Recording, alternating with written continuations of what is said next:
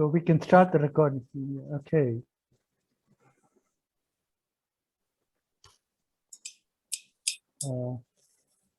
Close this. Good evening, and a very warm welcome to this workshop, Where is the Dragon?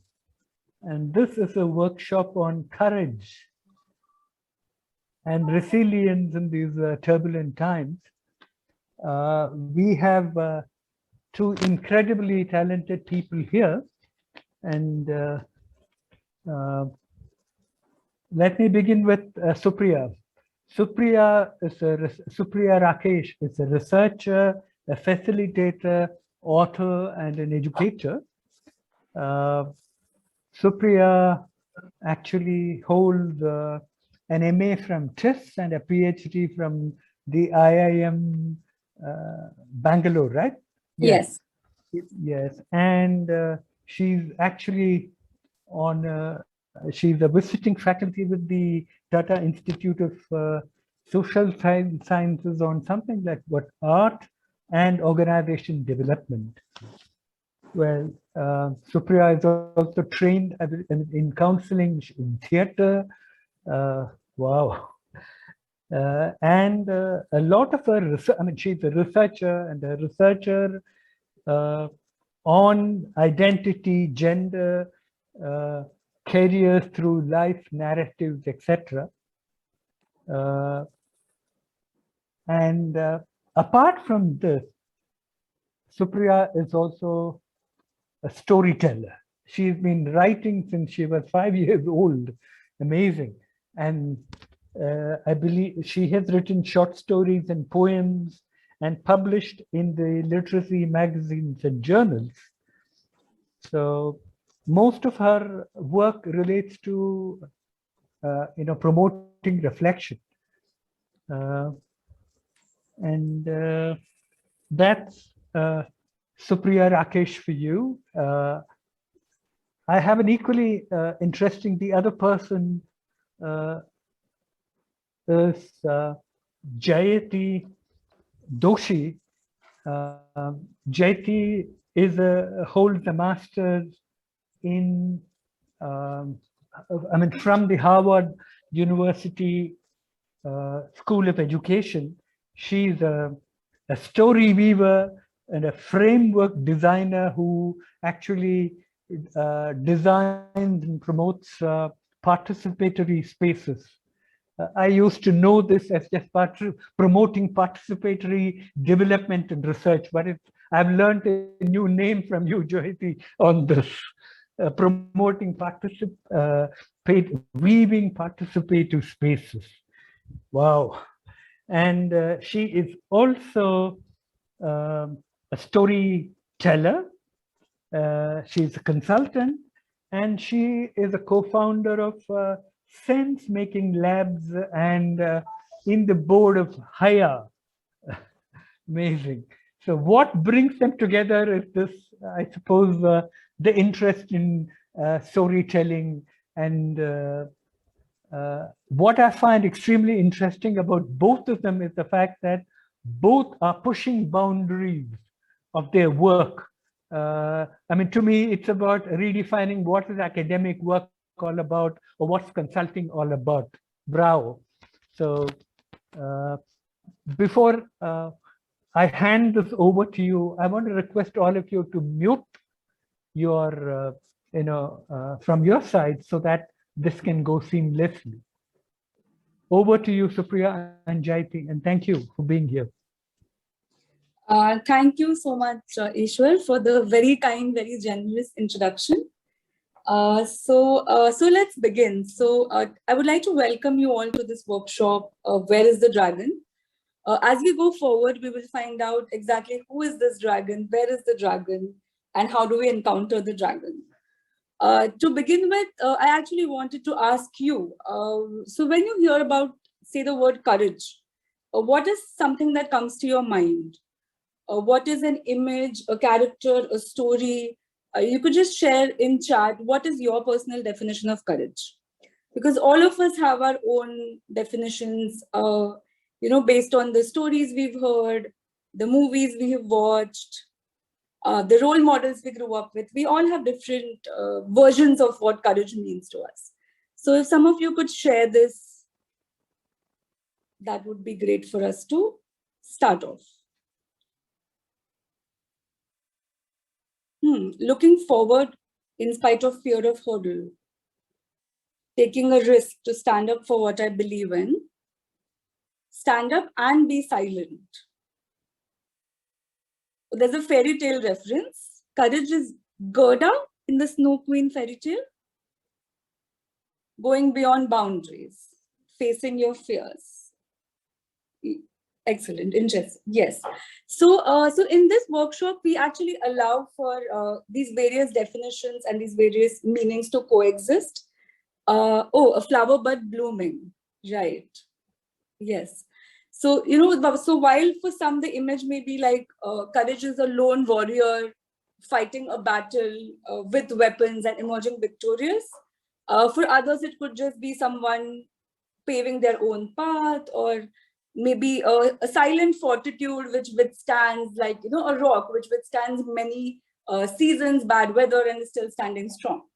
So this is a quote that we particularly like by Brené Brown, who first spoke of courage as vulnerability.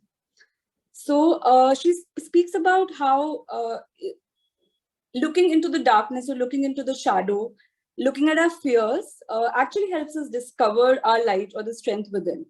So this is the lens within which we are framing our workshop. And so this takes me, so let's move ahead into the first chapter of our story, which is Meet the Dragon. So, so what is this dragon? Like, what is the big deal about the dragon, and why is the dragon so important to this workshop? So here are some dragons that are famous that you may remember from popular culture, from films, movie shows, books that you read. So can you think of any other dragons that you remember from a fairy tale perhaps, or a childhood story? I remember Ravana. Yes. And a whole lot of them in Indian mythology. Yes, yes. Saint George and the Dragon. Dragon Tales. Oh, Inner Fears. Nice. Kansa.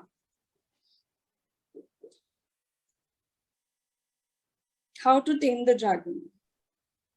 Yeah, some of the dragons are friendlier, more misunderstood than dangerous. So what qualities do you associate with a dragon?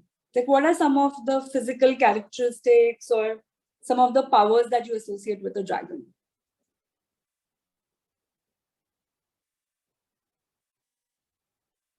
Now here we can see some flying, some tails, some very threatening messages, fearless, powerful but can harm. True.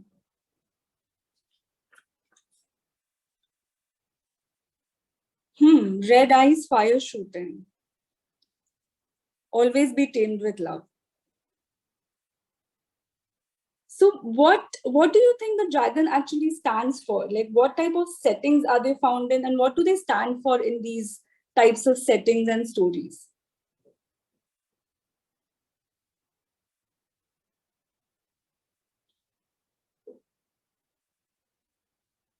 What does a dragon really represent in a story like this? Okay, so they're found in forests, wilds, high mountain tops. So it's a wild, untamed sort of creature. They're usually good, but so misunderstood. Two sides, evil and power. Interesting. Destroyer or protector. All right. Oh, makes the hero look good. Yes, I agree with this. Yes. It's an antithesis to the hero, the warrior in an adventure story. So typically you will find the dragon protecting a pot of gold or a treasure, and then the dragon must be slain for the hero to look good, to complete their mission, and to reach the end of their journey. Yes, to help the hero or the heroine. Yes, keen to go to the rest. So yeah, the dragon can also be someone vigilant who is helpful. All right. So thank you for your responses. So yes, as we know, dragons are these large mythological creatures found across in folk tales, across cultures. And they've honestly, they have even sustained and managed to sustain the public imagination up till date. So they have unique personalities, they can fly, breathe fire.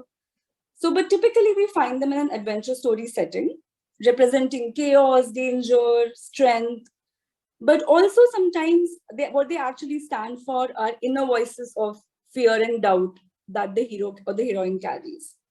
So, so in our workshop today, so we are going to use dragon as a metaphor, and we are going to use the adventure story as a setting for pandemic life. So as we know, the last year or two has been turbulent, challenging to say the least. For most of us, there was a disruption in the way we worked, we lived, we rested, we met our friends and families. And somewhere it seemed like there were dragons everywhere we went, especially like the threatening, the fearful kind. Whether we stayed at home, whether we had to went out go for groceries, whether we had to get vaccinated. So there were fear challenges everywhere. It was very difficult to make choices, always the possibility of a loss. So, so that's going to be the lens with which we move ahead. And as we move ahead, we're going to use art and story as methods to explore a pandemic year, the year of pandemic. So the reason for doing this is that, you know, art allows us to activate our imaginations, you bring in our emotions and creativity. And it sort of allows us to be a little more playful around what can be a very serious and a challenging subject. So we begin here. And if you haven't already got this material ready, you know, take a minute to do this. 2 sheets of paper, preferably A4. If not, you know, even your note paper will do. Some writing, drawing material, if possible, colors, sketch pens, crayons. So we'll give you about a minute to do this if you need to. And if everyone already has what they need, then maybe just give us a thumbs up in chat. Tell us that we are ready to move ahead.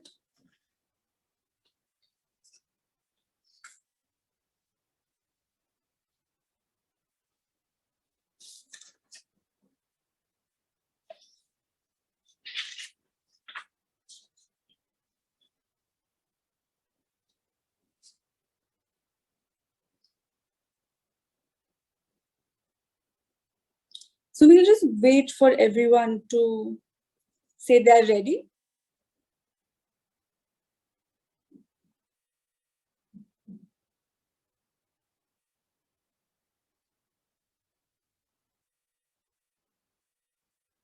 All right. So one final thing that we need to do, just one final step before we get ready to enter the story realm. So this will prepare you for this journey. So what we need to do is to take off, like literally take off your logical thinking hat. So do this with me, yeah? Take off your logical thinking hat. Because most of us lead with this part of our brain. We want to like judge our own thoughts, we evaluate, figure things out, and everything needs to be rational and make sense. But today there's no room for that here. So you need to take off the logical thinking hat, though it might be a little hard, and wear your goggles of infinite imagination. So they're right in front of you actually in the latest model. We've somehow managed to ship this to all your homes. So wear your goggles of infinite imagination, and what they will help you do. So the features of these goggles are, and these are some guidelines to go ahead, is to be open. They help you be open and curious, see what emerges, play with it, surrender. Don't wait for things to make perfect sense and, you know, is this right? Is this wrong? Does this fit? Also, we are not in any rush to fix or solve anything. We know that human lives and emotions are complex and nuanced. So sometimes it's okay to just sit with what comes up and sit with that not knowing and the uncertainty of it all, and just accept that complexity, accept the unknown. So with this, I invite you to move forward into the next chapter of the journey, and with Jayati will take over. Thank you, Supriya. So what we're going to do is, now that we've set the context, we're actually going to dive into the metaphor. And the method that we're going to use today to dive into the metaphor is we're going to make story maps. And mapping is one of my favorite ways to use metaphors because it literally allows you to put your inner worlds on paper, and it's sort of in front of you to then play with, to get distance and perspective on. So that's a technique that we use very often when we're trying to sort of process things that are complex. So today we wanted to use the metaphor of the dragon to give sort of a gist of how that could go. So we're going to use the papers that you brought for this. I want to reiterate what Supriya said is, don't try too hard, just surrender to this. There are things that emerge when you're drawing. Nobody other than you is going to be looking at your map. Don't worry about what is the right thing to do, what you're expected to do. Just surrender to my prompts, see what emerges for you, and put that on the sheet. So with that, let's get started. One of the things we wanted to do before we begin to draw is actually go into our bodies from our heads and sort of do this exercise from there. So just for the next couple of minutes, I'd ask you to just close your eyes. Make sure your feet are on the ground. We often say it's like grounding the wire by putting your feet on the ground. So just make sure your 2 feet are touching the ground if it's possible. And close your eyes and take a moment to feel comfortable, not just on your seat, but also in your skin. Unclench your jaw, relax your shoulders, and breathe normally. Trust your body to know what it needs, and just surrender to it. And as you do, through your body, think about the last year or two. Think of what happened after the pandemic began. Remember what it felt like. What does it look like to you? Imagine that life was sort of an adventure, a journey by road. What would the road part of this in the pandemic, what route would that take? Do you feel like the road continued the way it was? Did it suddenly narrow down? Did it suddenly become a muddy, kacha rasta kind of a road? Did it suddenly feel like a steep cart? What were some of the turns and slopes and changes that your road went through? Maybe there were manholes and craters. Just take a minute to project all of what you feel about the pandemic year and your experience. Like this big sort of quick zoomed, like a zoom shot that is just quickly summarizing your last year. What would a road that represents this look like?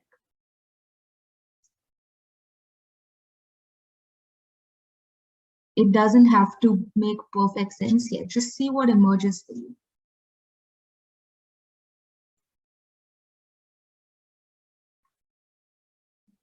And whenever you feel like you have that bird's eye view, please open your eyes.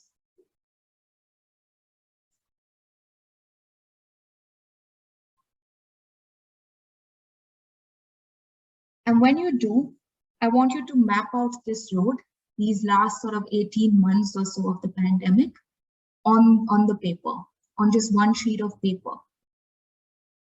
Just what would that road that you just imagined look like? Just map that out.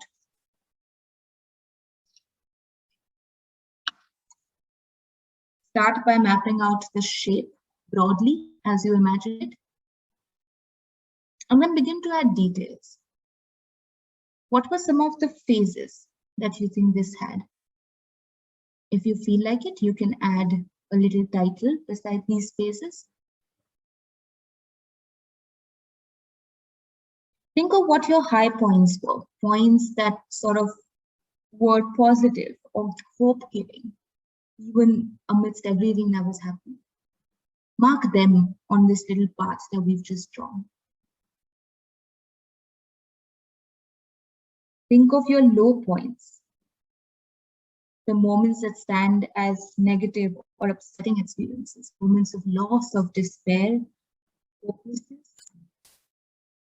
And maybe mark those points as well. You don't have to write details, just like a word or two for you to mark out what those points are on this map of yours. Think of what your turning points were, moments that marked significant changes in your life in the last 18 months. These don't have to be big changes, just little things that you feel changed the course of the road that you were taking. Again, these points, you don't have to justify them as low, high, or turning to anyone.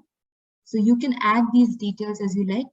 The prompts are really just ways to get you started. Play with the metaphor. I want to give you a minute or two to just add anything else that you feel important in this pandemic. You can add labels, you can add little sort of symbols on the road if you'd like. Make this map your own in a way that it really symbolizes what the last year was.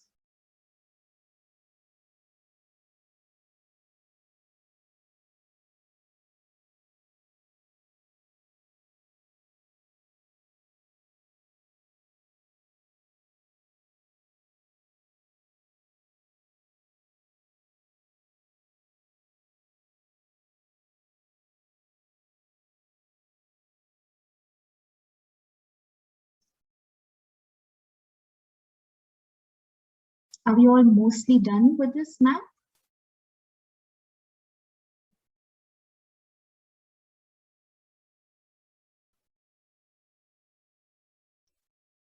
Okay. Now what I want you to do is I want you to identify 3 points on this road, on this map, that for you were points that you were most afraid. And the fears could be internal, they could be external, they could be actual crisis, or they could also just be things that you felt internally. But 3 moments where you felt really afraid, just mark these out on your map in some way. And let's now bring in the metaphor of the dragon. If you had to represent these fears in the form of a dragon that stood at these 3 points, preventing you from moving forward, how would you represent these? Don't think of, you don't have to go into too much detail. A symbolic little sort of stick drawing kind of thing is good. But think of what these 3 dragons were and what they represent. What was your fear at each of these 3 points? And just try and name that dragon if you can. It can be the name of the fear, or it can just be a fictional name that you give the dragon. If you want to add a little characteristic to the dragon, you could also do that. Just identify what these 3 dragons were that blocked you from moving forward at these 3 points.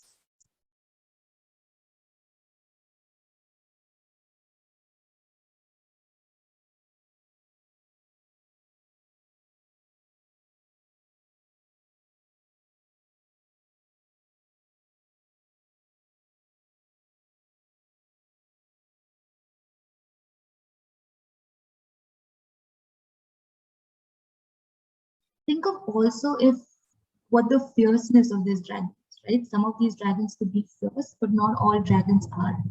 As we ourselves in our comments spoke about the different kinds of dragons. And dragons are often just protecting and not necessarily dangerous by themselves. Think of what these fears were protecting for you. You don't have to go too deep into it, and not all of it would have like an immediate response that comes, and that's okay. Just give a moment to think of if these fears were really protecting something.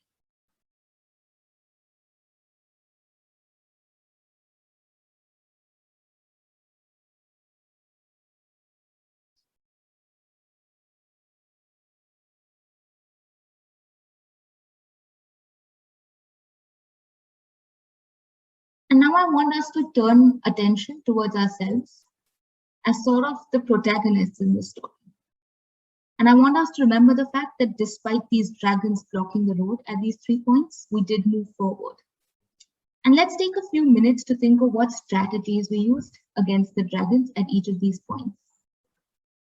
Maybe we fought the dragon, tackled the issue head on. I think of it like a sword that you use. And a sword is not always used to fight back, right? Sometimes it is also just used to know that you can fight back. So think of what your fighting responses were. I would ask you to think of fights not as a violent thing. Always fighting sometimes is just tackling the issue. Think of the times where you fought. Or maybe what you decided to do was to defend yourself, to shield yourself from the situation. This could sometimes look like avoidance, but sometimes it could also just look like mindful surrender, which is also an active sort of way that we're tackling the dragon. Sometimes we've just accepted the dragon and befriended it. One of you said that you can always tame the dragon with love. Is that what you did at times? Maybe that was a strategy you used of befriending the dragon, of accepting it, of understanding it, getting to know it, negotiating with it, and in some ways making peace with it. Or maybe you decided that communing was the way that you moved forward. To turn to your tribe, to your people for support, where you deal with the dragon together. And in that sense, it could be a collective dragon, or it could be your personal dragon that others came in to help you. Or maybe you just improvised and invented another way to deal with it. Discovered something about yourself that you didn't know was actually in sort of your repertoire of things that you use to deal with situations. So for each of these 3 dragons, I want you to think of what were the ways that you sort of encountered the dragon, and just mark it using the symbols on the screen, or you can make up your own symbol. You can use a sword, a shield, a heart, or just stick figures, commune, or any other symbol that you want. So just pay attention to what ways you encounter the dragon.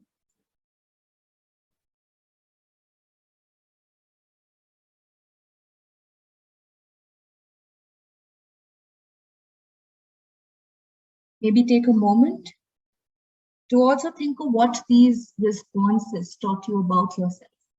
And if you learned anything new about the ways that you responded to these fears at these 3 points.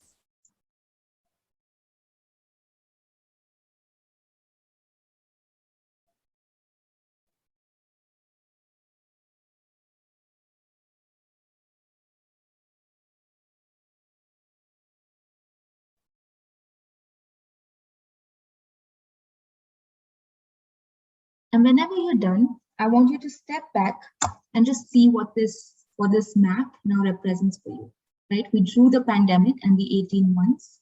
We marked certain points in this, and then we pointed out and identified 3 sort of significant fear points and the dragons that we encountered and the ways that we encountered those dragons and moved forward from there.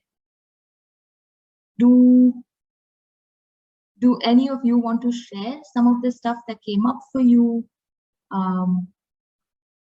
that stood out to you? We will be delving more into this in the next chapter, but I just wanted to give a moment to see if any of you feel like sharing anything else.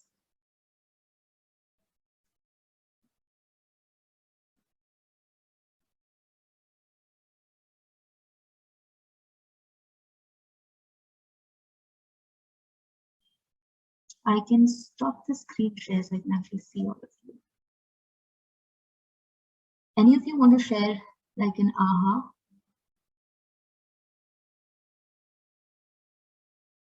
Oh, sorry. I will. Can you unmute the participants for about 5 minutes, Krish?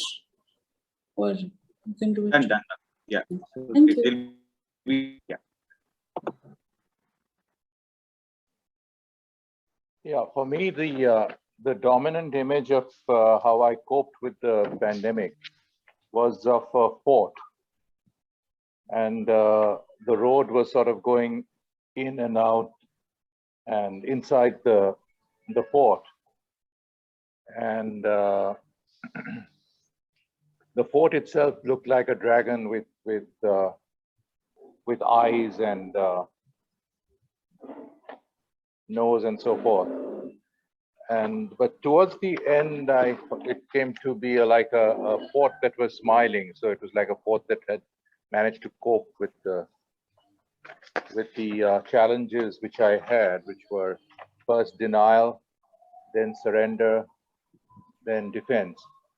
So after defense was successful, then it was like a dragon that smiled. I mean, a fort dragon that smiled. Thank you. Yeah, it's interesting what emerges, no, when you begin to do. I also want to invite Madhuri. She was trying to also say, Madhuri, if you want to share.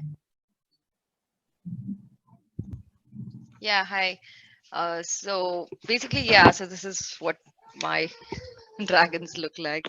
So there were like three main things that happened during the pandemic. Like I was moving, and then we were pregnant, and then we had the baby. I think my biggest low point was sometime when we had, well, it was the biggest high point because we were having the baby, but the biggest low point was because we weren't really there with our family. We are in a different country, and it was hard in terms of really dealing with that. Like it wasn't just about like the pandemic, but also about managing the baby in the first few weeks and things like that. But yeah, for me, like the word that really comes is connection. So like being able to call, whether it's a friend, whether it's a family member, anybody at any point, to share something that's going through, or just talk about how I'm having a sleepless night, or just otherwise, was definitely a great way to sort of get through it.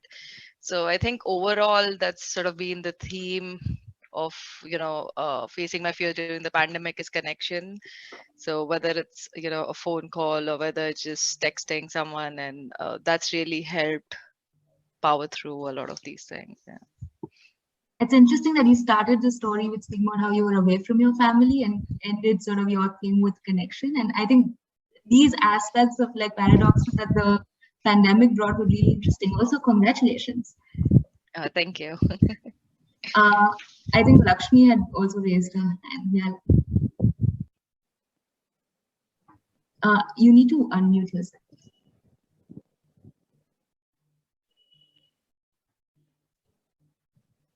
Actually, we can't hear you. Can you unmute yourself? Yes. Thank you. Yeah. Hi. I didn't get around to coloring it, and I think I'll do it afterwards. My road started here with me and then went over a mountain. And then it curved, and the land on both sides was very bleak. So that was my mental state, because I felt that in the beginning, I felt very overwhelmed by what was happening around me. And then I accepted it. And then afterwards came this, how to go, being angry, being stuck at home. I'm somebody, I love to travel on work, but I couldn't go. And so there was a lot of anger, and I fought that. I remember, but what helped was the communing with others and sharing our vulnerabilities at a time. I'm 70, and I knew that it was not safe, but at least being able to talk about it was good with my daughter, with friends, with colleagues. And after that came a crisis, a personal crisis at home, in which I felt blamed, and I fought against that. And the road just came, it comes winding back, it comes winding back, it comes winding back, nearly almost near me again. Yeah, it's interesting how much fighting I'm hearing. And also, I want to sort of just leave you at this question of like, sometimes the dragons are interesting as ways of seeing what you're protecting. And I think one of my favorite things about anger, because you spoke a lot about that, is anger is often coming from the part of you that loves you, right? That stands for your values. And it might be interesting for you to think of sort of what those dragons that were representative of anger were sort of doing in those roads when you were fighting that. I want to go to Ishwar. I can see he's raised his hand, and then we can move on to the next chapter and come back later for comments. Ishwar, please. Okay, thank you. My road is one of, it's up and down, up and down. What happened to me was one of the initial acceptance with a lot of turmoil within. And then what actually happened was that my heart went to work with the community. So I was more wondering as to what's happening to people who are so disadvantaged. So how do we work within? Because I'm also 70 plus, but then I couldn't travel, but I had to find ways of doing this. And in the process of acceptance, I also fell ill. And there was this fright whether this is, the coronavirus or is it something else. So there was a bit of that fight happening. And then, finding my balance and then trying again. But then came the fact that very, very close people were dying in other geographies and not being able to meet them. A whole lot of helplessness. So it's up and down, up and down, up and down in the same place. That's where it is for me. The commune work goes on, but there's so much of death happening of very, very loved ones in other geographies not being able to do it, but a placid acceptance that this has come to stay. This is a part of our lives. So that seems to be happening again and again. Yeah. And I think that also brings to a very important part of the metaphor is very often when dragons are used in stories, they're actually very communal sort of creatures in the sense of the effects of the dragon are often felt by the whole village. They're felt by the whole community. And it's really interesting in everything that you shared, Ishwa, there was like a lot of that, right? Like everyone sort of facing collectively some dragons along with some personal sort of facing.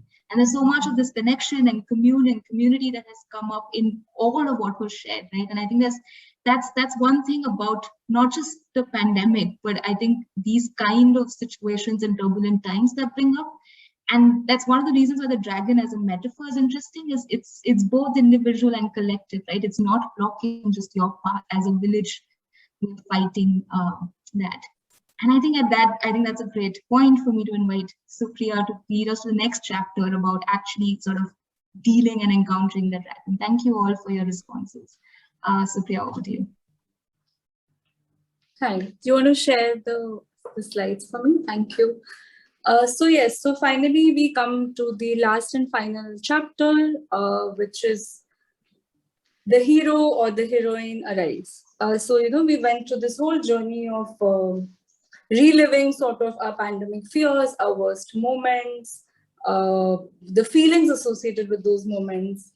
But hopefully we also remembered some actions that we were able to take, some active strategies, and also some moments of recovery, redemption, and reclaiming some sense of that agency and control, some moments of hope, even if they didn't last long. So now that we sort of come back to the present moment, it is time to consolidate all of that. Because while we've gone through so much, we've also learned, we have improvised, we have developed new skills, new strengths, new strategies of how to deal with something like this. So, interestingly, when we say resilience, resilience is actually, it's a malleable characteristic. It is the ability to bounce back after any adversity or trauma or tragedy. And it's something that can actually be developed and nurtured through experience. It's like a muscle that you train and it just becomes stronger. So what we're going to now do is we're just going to bring together, consolidate all of this. So if you could take your second A4 sheet and Jayati, if you could just switch, yeah. And draw something which looks like this. So 4 corners and a circle in the middle. And so you know what these stand for now. It's swords, fighting and protecting, communing, and acceptance. So what I wanted to do is the first part might seem a little bit like summarizing the things that you have just spoken about, just learned about yourself, is to write down these strategies in each of these. Don't worry too much about, where does this strictly fall under? So it could be more than one, it could be what was most meaningful for you and what was motivating you in the moment. So we can start with strategies which were just actions you took, planned, unplanned, spontaneous, even urgent and desperate. They were still, in hindsight, when you look back, they were still strategies that made sense to you in the moment. Once you're done with that, you could come to skills and strengths. So that you developed, discovered. Supriya, could you mention the 4 corners, please, the 4 strategies? Okay, so the swords stand for fighting, taking any assertive action. Okay. The shield stands for defending, protecting oneself, one's family, one's work, finances. So like a more protective stance. The communing, the tribe, stands for when you connect with people, come together against a common threat, extend support, but also receive support, ask for help. So all of that would be the third, the left bottom. Right. And finally, the fourth is acceptance, which is making peace and accepting the situation, waiting for it to become better, making peace with it in some way.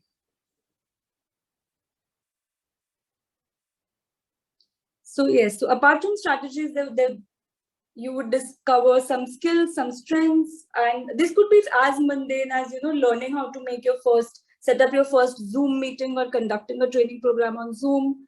It could also be something as difficult and complex as learning to live under quarantine. It could be some new skill that you needed to pick up so that you could succeed in a changed world at work. It could be grocery shopping with so many safety measures. So these are all skills and strengths that we picked up, we learned, we developed.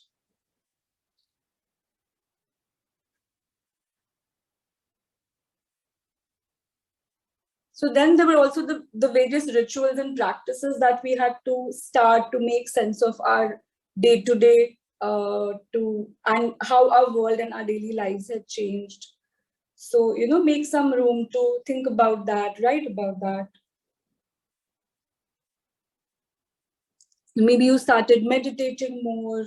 Maybe you took to journaling to just process your thoughts, your feelings. Maybe you had a weekly or a monthly call with all your college friends to just get together and chat. So any ritual that you really put in place or just evolved over time to just take care of yourself better during this time and of others.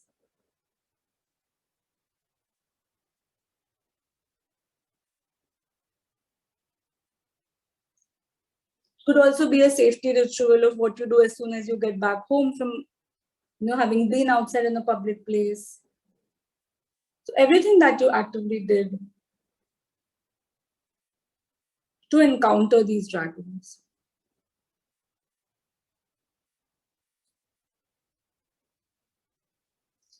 And finally, you can now come to resources. So resources means anything that you were able to receive and access. Finances, opportunities, information, new connections, emotional support, maybe working with a professional, a new website for opportunities. So any resources like a book that you kept rereading and going back to, a movie that kept you sane when you were stuck at home. So any resource that came from outside that you were able to access, and it helped you tide over this time.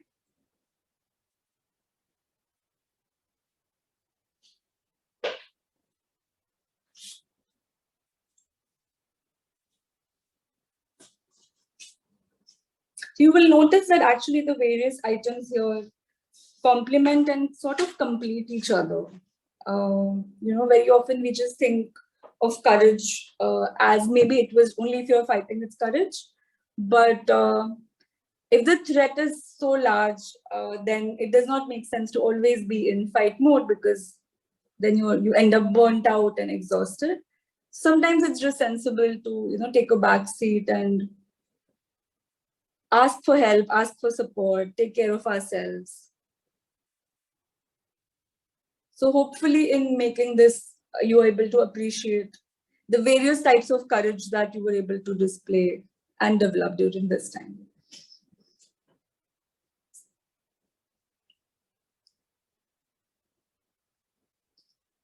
If you're sort of done, then what you could do is, right in the middle, in the circle in the middle, you now draw yourself.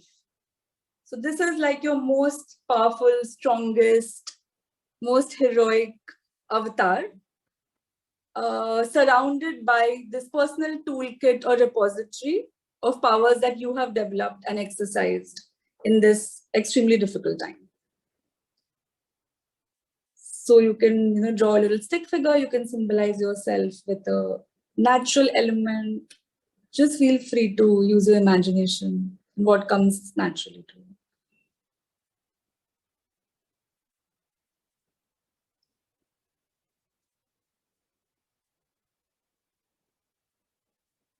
So a smart warrior often has multiple tricks in their toolkit. So this is who you are, surrounded by all of your powers. So take a minute to just take that all in.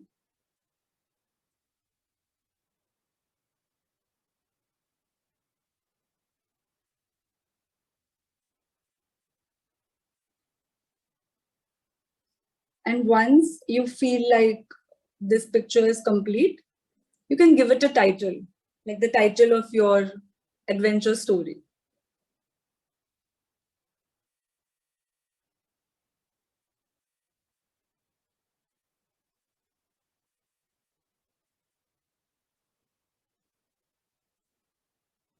So would anyone like to share their title and maybe one item from their repository of powers that they did not expect to find?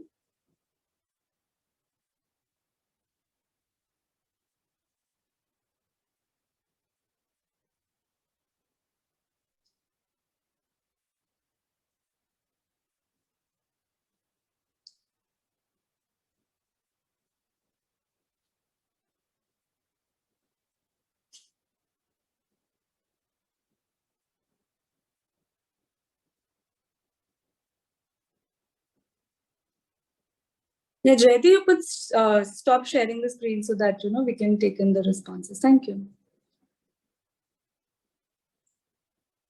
My brick wall dragon.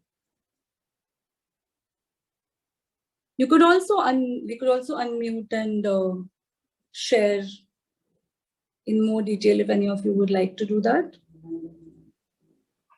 Just the title and one item that.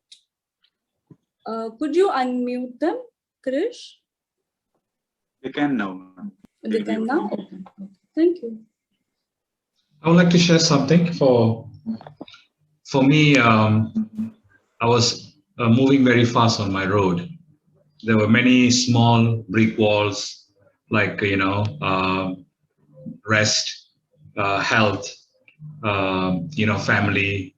They're all big walls, like a signboard along the road telling me you need to stop to look into all this thing. But I was just going really fast, and suddenly there was a huge brick wall came. That's the COVID brick wall just came in there, and there was a dragon right on top of it, and just saying that stop, and you need to deal. So, so in that process, I knew there was a stubborn dragon who didn't want to move, didn't want to shift from face-to-face to online training.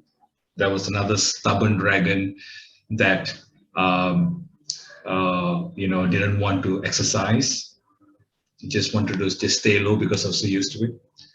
Anyway, to tell you the conclusion is that now I have now befriended the brick wall, and the brick wall is telling me don't know what is ahead of this when we remove this wall, but at least I've kept my expectations low, and I've go more within, because the dragon was actually showing me a mirror. All the answers to your problem is within you. You have to go in. So when I took that step, yeah, I learned a lot of new things. I got into online training. I started meditating more. I started cooking, and a whole list of things. And I actually enjoyed I actually must say that I actually enjoyed the break. Yeah, that's so interesting. Sorry, Yeah. continue. No, go ahead. Yeah, so 2020, I really enjoyed the break. 2021 is a year that I'm actually doing things very differently from before. So I kind of overcome that, but I'm still keeping my expectations very low because the brick wall is still there. Nobody knows what's going to happen.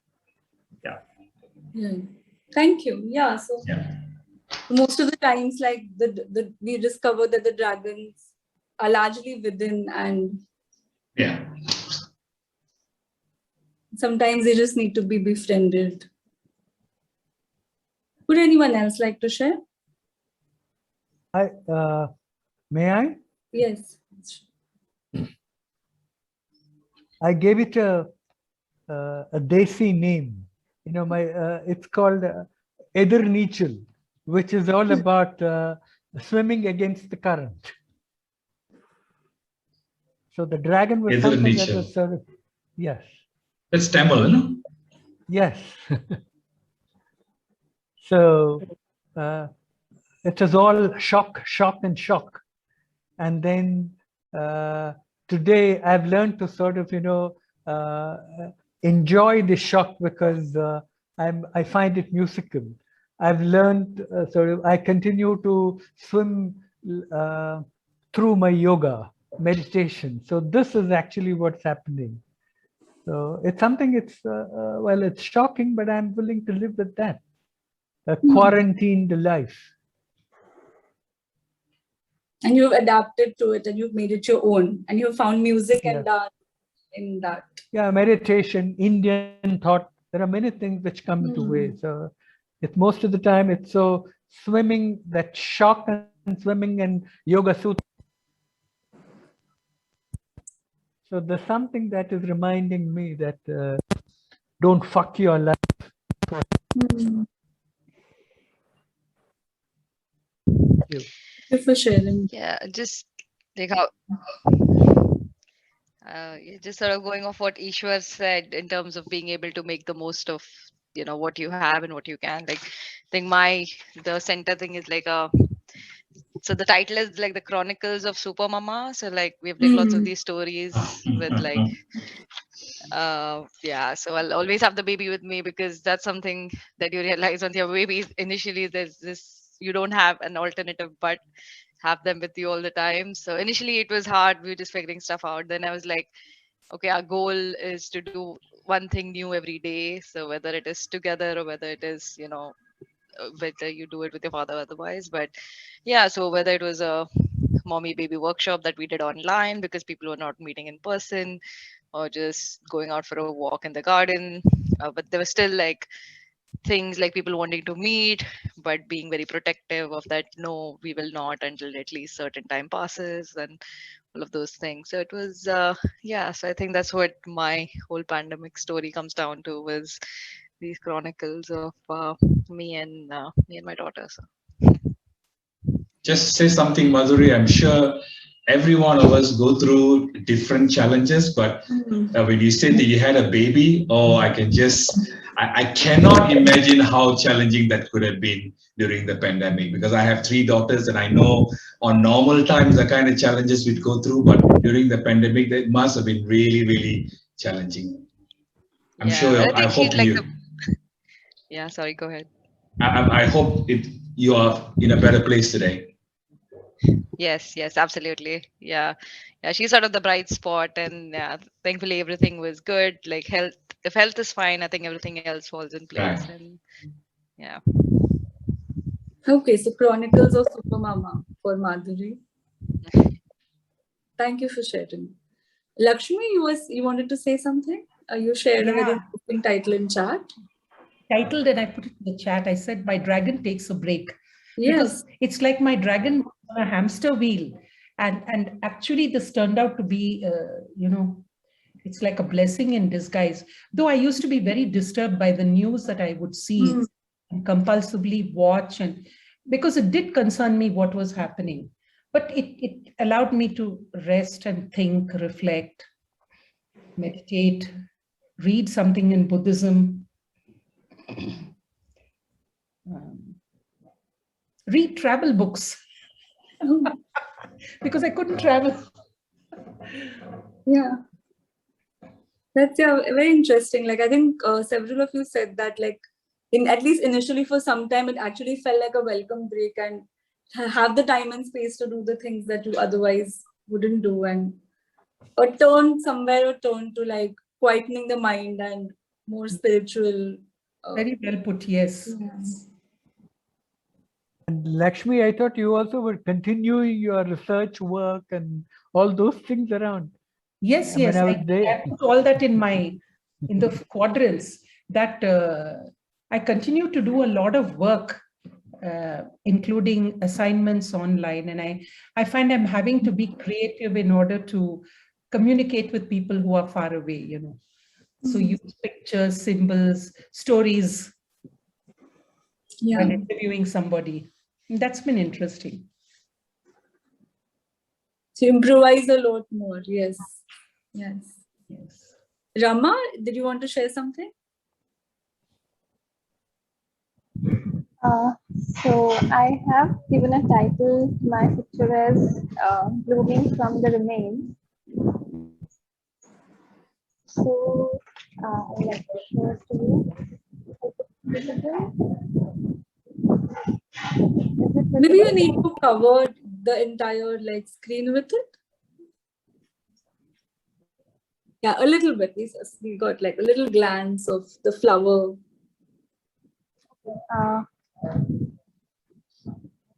I think I should. Yeah, this is better actually. Yeah. This is better. Okay. Okay. Yeah. Start. It's a rose. There are thorns, and as we know that a rose, people use it to keep it safe in their diaries after it's it has lost its liveliness, but they still want to keep it. And when it's alive, it has fragrance, used in so many distinct purposes and all of that. So the symbolism is that during all this while there have been times where we have gained strength from the negative experiences also and from the positive experiences as well. So coming out of it is something which is very powerful, which now if I reflect on those experiences I can relate to now. Coming out of that gives a lot of strength and energy looking back to it. And what three things I had seen here. I was drowning, but I had kept calm so that I don't drown. That's what happens when you are in deep waters. And then there was a lava in the journey. But yes, it was harming myself, it was harming others around the pandemic. But we had the heart for ourselves, had the strength, the love for each other, taking care of ourselves and contributing for others' health as well in various ways. And then there is perseverance. So there has been green pastures all around. We just needed to water them to grow into some plants and some fruits. So that's what I. These are some metaphors which I've given to my struggles, and it looks now a beautiful journey. If I have to look back, the gist is we have to keep growing from the remains of whatever we got, and just keep moving on. Yeah. I also think that when you bloom, you've also chosen to nourish yourself. You've chosen to receive and accept nourishment, and you've made space for yourself to bloom. So I think that also is an act of choice, like an act of active agencies to choose to nourish yourself. Thank you for sharing that, Rama. If I can come in. Yes. Interesting thing in my journey, as I sort of look at it now, is that the dragon is in fact literally an invisible dragon. I mean, no one can see the virus and how it's moving around. So this invisibility of the dragon, with the help of all that was happening over the last 1 year, 1.5 years, slowly became visible in the sense that science and the experience of people getting infected, going to hospitals, so many sad stories. But at the same time, the whole thing becomes from the fear of invisibility, moves to the fear of visibility. And actually the dragon is less scary in this sense, that we know more about it, and with the help of precautions and with the help of science and vaccines and everything, we are able to deal with it together and individually also. So this interesting thing that the dragon, while it becomes more visible, is actually less scary than it was when it was an unknown thing that was just spreading. Yeah, it's like when you name the villain or the, like rather than say, oh, he who should not be named, when you actually name and you're able to identify and familiarize is when the fear loses some of its power. Yes, a bit, yeah. Thank you, Sanjeev, for sharing that. So if there is, we can now move into the closing. Jayati, if you will just take us through that. And if anyone still is looking to share, you can still put your hand up. Okay. Thank you. There's so much that came up in that, so I'm going to keep the closing very short. But I want to just sort of bring us back to like the more meta aspect of what we just did in the last sort of 70 minutes. And Jerome Bruner, in his book Making Stories, says that we constantly construct and reconstruct ourselves to meet the needs of the situation we encounter. And we do so with the guidance of our memories of the past and our hopes and fears for the future. Telling oneself about oneself is like making up a story about who and what we are, what's happened, and why we're doing what we're doing. And there was so much of that came up in all of our stories and the resilience sketches that we made, and just so much of what was shared, right? And it wasn't just the dragons that were made visible from invisible, but there was so much of our own selves and what motivates us and what matters to us more than anything that sort of these last few months have made visible. So last ask of you before we sort of fully close this and open it up for questions is if you want to just take a moment to talk about or just write in the chat actually, and we can have like a collection of it, is what is your hope statement, right? You've gone through this and you've learned things about yourself and you've reconstructed your story as, you with the center as a hero, heroine with this repository of powers. What is your hope statement moving forward? And I request all of you to just share just one statement of what is a hope statement, and we sort of end on that high, hopeful note.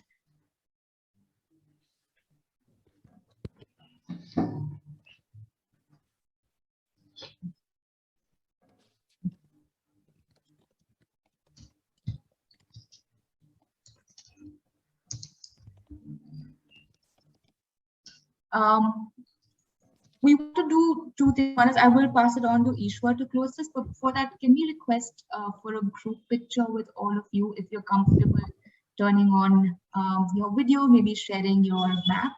We can just take a picture with all of the maps that came up if you're comfortable. If you aren't, please feel free to keep your videos off.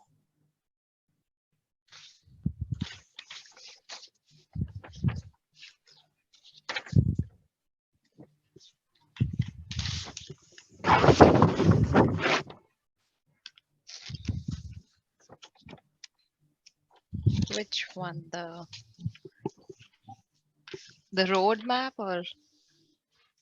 Either one is fine. Either, yeah, whichever you feel like. Whichever you feel like. Let's do the road. Okay, thank you. I'm just going to capture that. Thank you. And over to you. Thank you.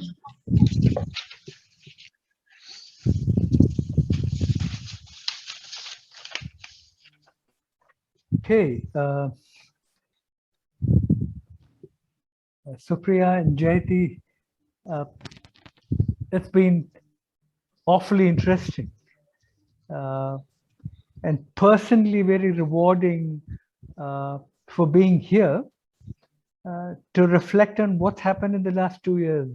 No one takes it for granted. So your workshop has been a great opportunity to actually go back to the highs and lows of it and look at it with a freshness that was very much required.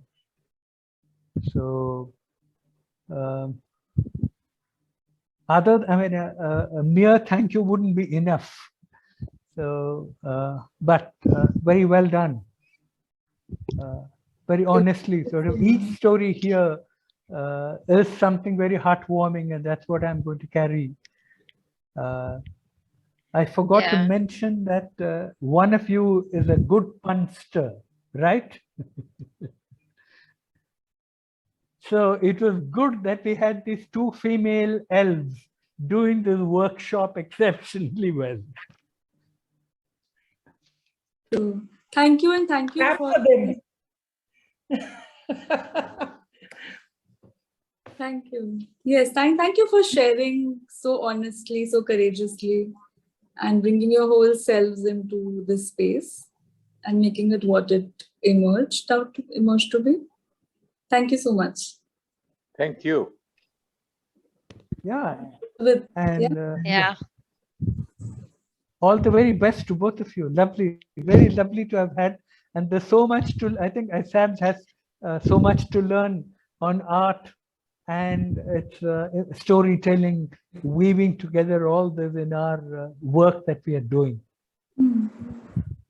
Great. It's really great to have had both of you. Continue your punning.